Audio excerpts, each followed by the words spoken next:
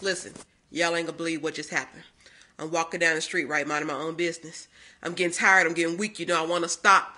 I'm frustrated, starting to rain and everything. My tracker wasn't working right. And I started slowing up. And I said, Lord, I need some encouragement. What must I do?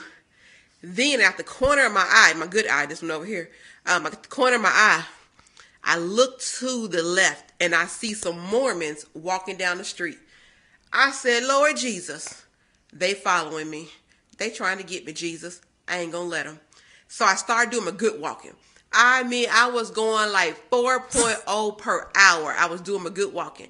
I started walking fast. They started walking fast.